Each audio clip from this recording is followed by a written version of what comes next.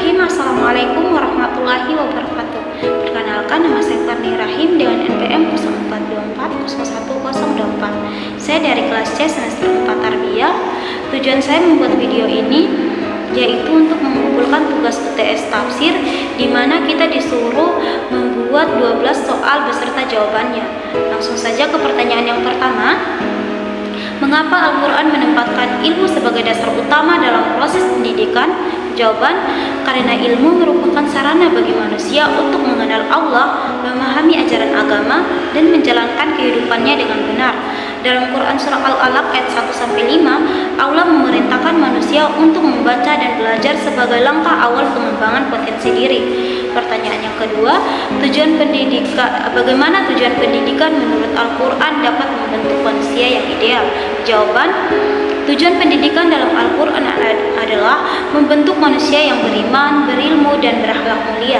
Dengan pendidikan, seseorang tidak hanya cerdas secara intelektual, tetapi juga memiliki tanggung jawab moral dan spiritual. Pertanyaan yang ketiga, mengapa seorang guru mengutamakan hikmah dalam mengajar menurut Quran Surah An-Nahl ayat 125? Jawaban, hikmah membuat ilmu lebih mudah diterima oleh peserta didik. Guru bijaksana mampu menyesuaikan cara mengajar dengan kebutuhan siswa, sehingga proses pembelajaran menjadi lebih efektif dan bermakna.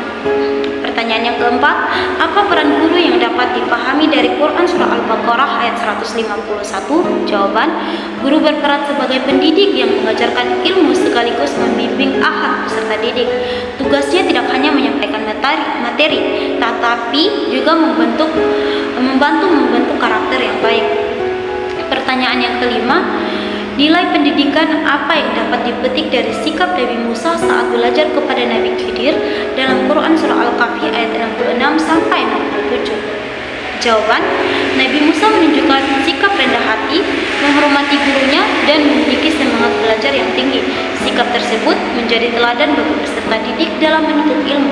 Pertanyaan yang keenam, mengapa peserta didik perlu memiliki sikap terbuka terhadap nasihat sebagaimana digambarkan dalam Quran Surah Al-Luqman ayat 13? Jawaban, karena nasihat yang baik membantu peserta didik memahami kebenaran dan memperbaiki perilakunya.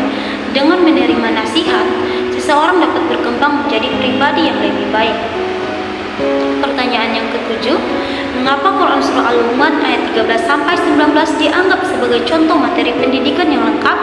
Jawaban, karena ayat tersebut membuat pendidikan, akidah, ibadah, akhlak, dan tanggung jawab sosial. Materi ini menunjukkan bahwa pendidikan Islam mencakup seluruh aspek kehidupan manusia. Pertanyaan yang kedelapan, apa pelajaran yang dapat diambil dari Quran Surah Al-Baqarah ayat 31 tentang pentingnya ilmu pengetahuan? Jawabannya, ayat ini menunjukkan bahwa Allah Subhanahu wa Ta'ala mengajarkan berbagai pengetahuan kepada Nabi Adam. Hal tersebut menegaskan bahwa ilmu memiliki kedudukan yang tinggi dan menjadi bekal penting bagi manusia.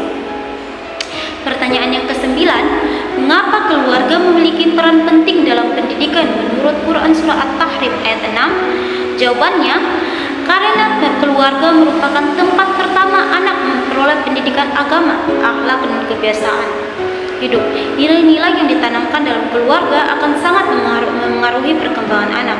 Pertanyaan yang ke-10, apa makna lingkungan pendidikan yang dapat dipahami dari kisah Nabi Musa dan Nabi Khidir?